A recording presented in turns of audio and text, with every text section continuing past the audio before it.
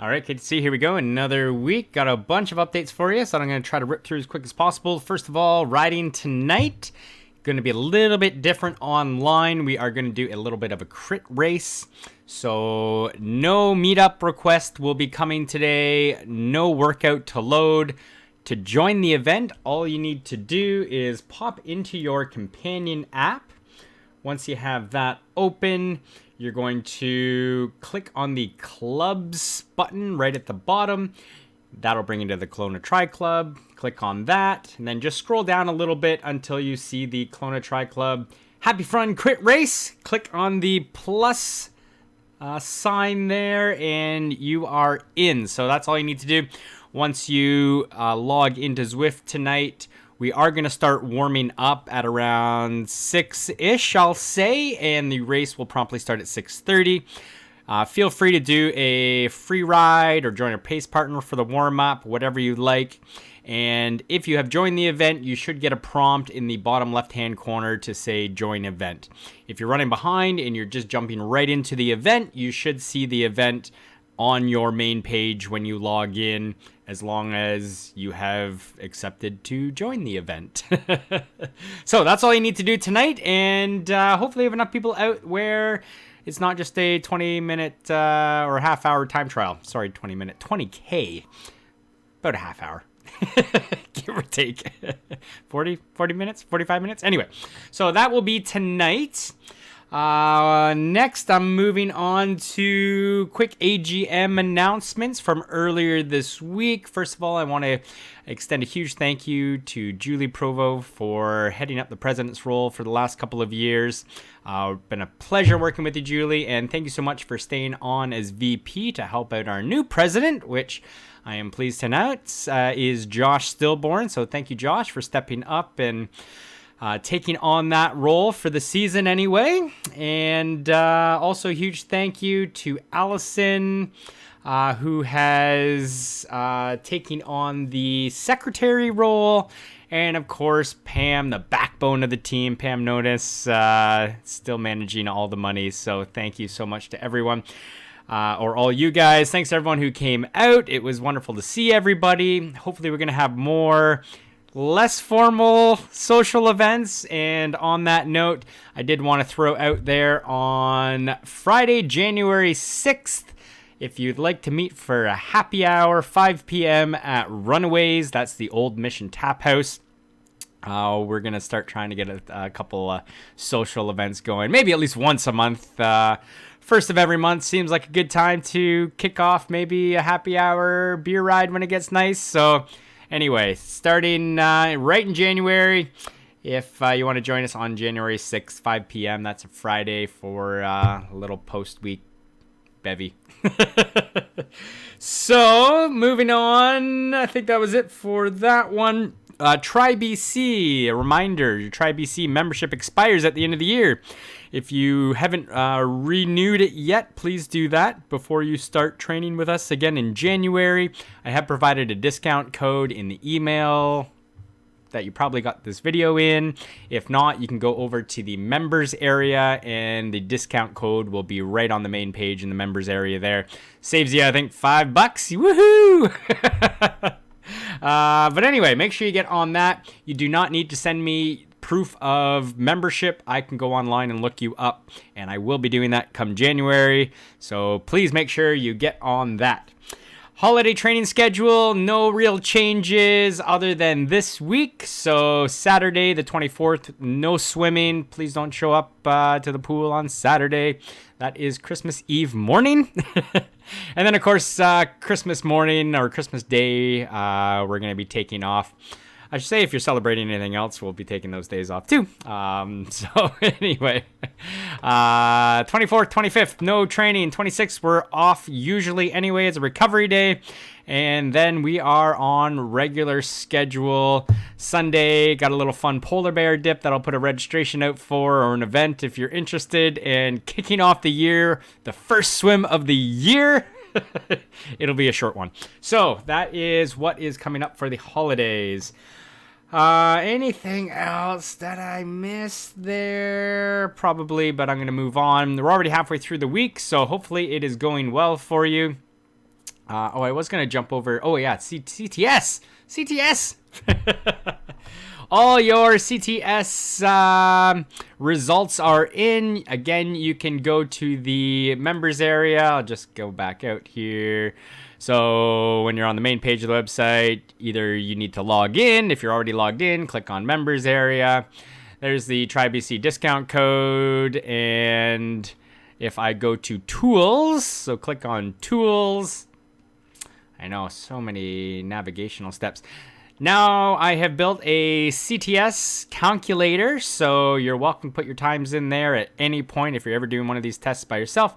And then, of course, I have tracking sheets, so you can download any one of these, PDF version, or I have an Excel doc version if you want to play around and manipulate the data a bit. So here are all the CTS. I think I'm actually missing one, so I apologize for that. But going back to 2020, you can see any progress, regress, and yeah, those are all the results that I have.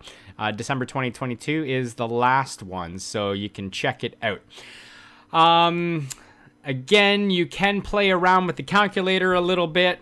To use it, you are inputting your 400 time in minutes. So the example I use is if I swam it in a 6:45, I'm going to put in 6 in the minutes field, and then my seconds would be 45. Same for the 200 if I did a 3:20 for argument's sake. And there's my CTS in seconds of 102.5, which is, what is that? A minute 42 and a half.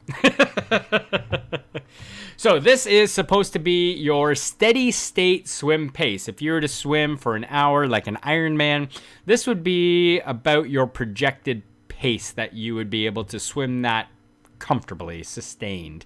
Now, your 400 time and your 200 time should both be quicker. They will be both quicker, obviously, than your steady state swim pace, because obviously it didn't take you an hour to swim a 400 or a 200. Everyone nailed the pacing that I could see in terms of you swam the 400 faster than the 200. And that discrepancy, or the differential between the 400 time and the 200 time will impact your overall CTS time.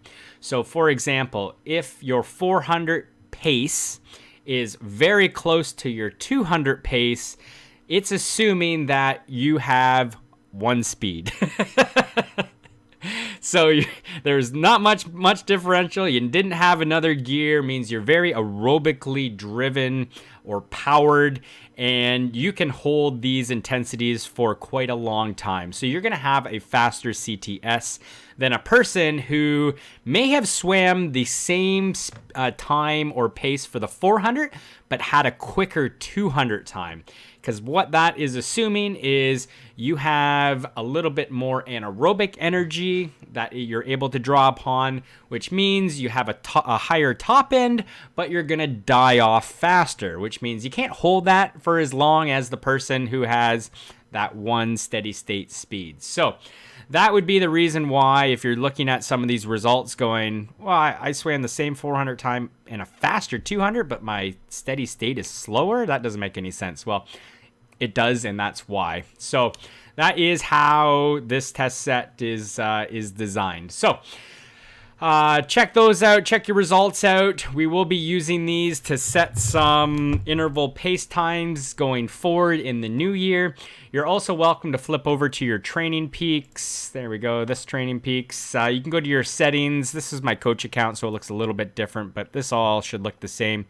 If you scroll down or use the side menu bar here and go to zones, this is where you can set your speed zone, so it's a speed pace, and for swimming you can set your CTS, and this is where it comes in handy actually to be in seconds.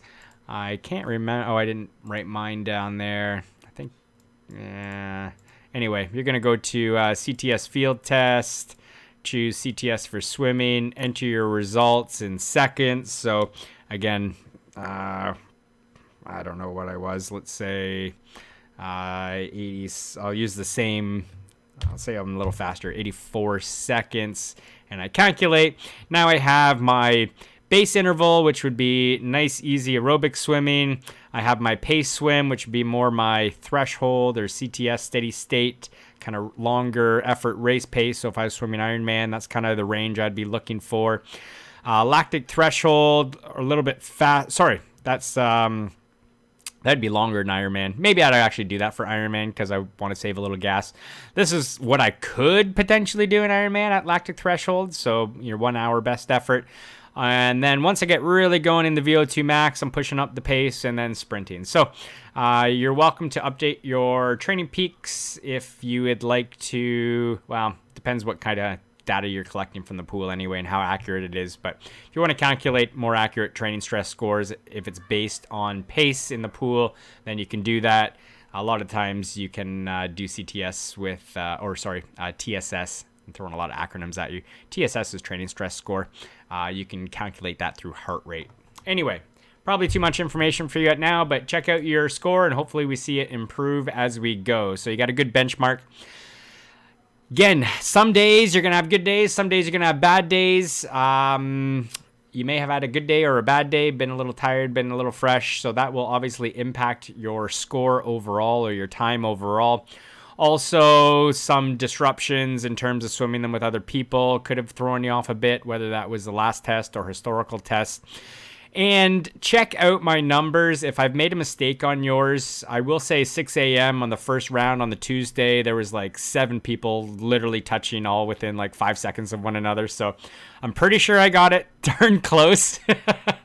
But if you're got a little discrepancy by a second or two or more, I've blown it and I've really screwed it up, feel free to shoot me an email and I'll update this so that we do have accurate tracking on you. So last thing we're looking at is the rest of the week here. If you got a run in this morning, awesome. Hopefully you knocked off the last series here in the foot speed.